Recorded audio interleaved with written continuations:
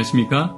사도행전 67번째 시간 부활의 신앙으로 살아가기, 부활의 신앙으로 살아가기라는 제목으로 하나님 말씀 증거하도록 하겠습니다.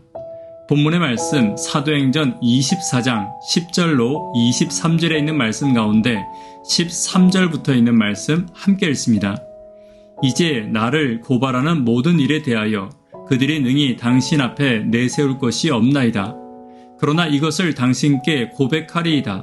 나는 그들이 이단이라고 하는 도를 따라 조상의 하나님을 섬기고 율법과 선지자들의 글에 기록된 것을 다 믿으며 그들이 기다리는 바 하나님께 향한 소망을 나도 가졌으니 곧 의인과 악인의 부활이 있으리라 함이니이다.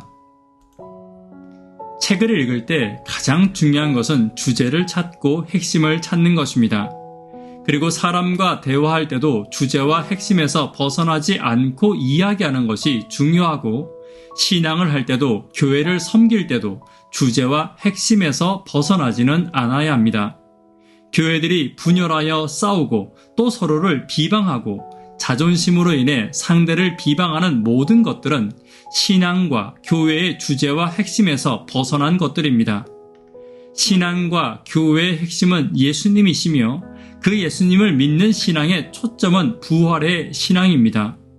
그렇다면 바울이 이야기하는 예수님 중심의 신앙, 부활 신앙의 특징은 무엇인지 함께 살펴보도록 하겠습니다. 첫 번째, 부활 신앙은 말씀으로부터 시작됩니다.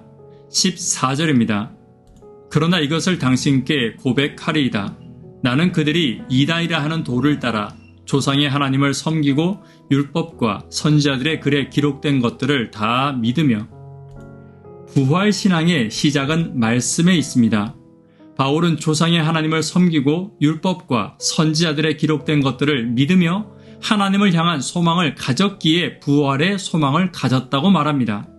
다시 말해 성경을 믿는다는 것은 부활을 믿는 것이고, 그 성경 속의 주제인 예수님을 믿는다는 것은 부활을 확신하는 것입니다.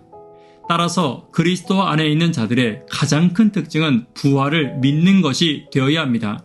그리고 그 부활의 신앙을 따라 살아가는 것이 그리스도인의 모습임을 기억해야 합니다. 그렇다면 부활의 신앙을 따라 살아가는 신앙의 모습은 어떤 모습입니까? 바울의 고백을 통해 계속 살펴보도록 하겠습니다. 두 번째, 부활의 신앙은 양심의 소리에 귀를 기울이는 신앙입니다. 16절입니다. 이것으로 말미암아 나도 하나님과 사람에 대하여 항상 양심의 거리낌이 없기를 힘쓰나이다.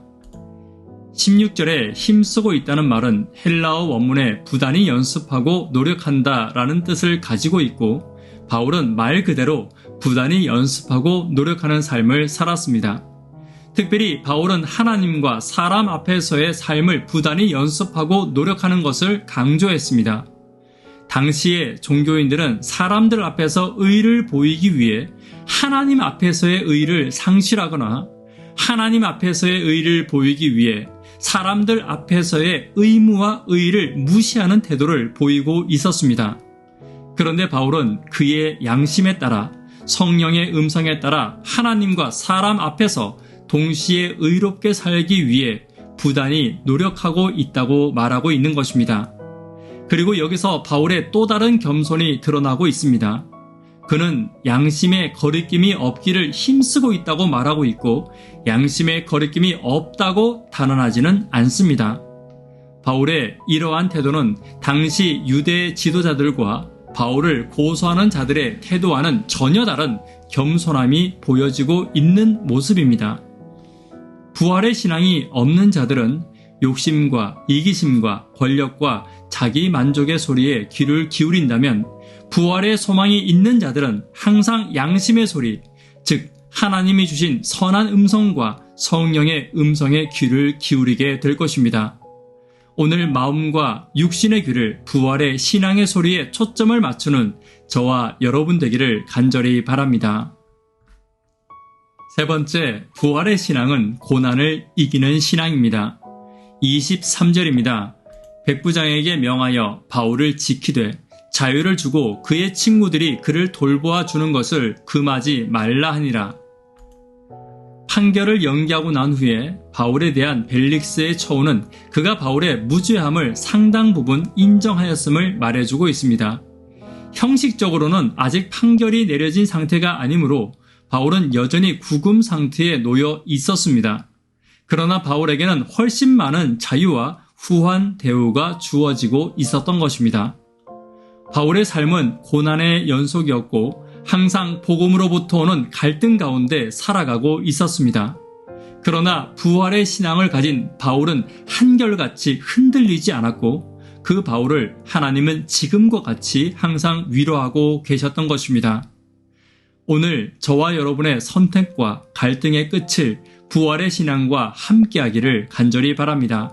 나의 모든 선택과 기도의 중심을 부활의 신앙에 두는 자들은 고난을 견디며 그 고난 가운데 항상 하나님의 위로가 있을 것입니다. 고난 가운데 부활의 신앙에 초점을 맞추고 부활의 하나님을 함께 바라보시는 저와 여러분 되기를 간절히 바랍니다. 말씀의 결론 맺도록 하겠습니다.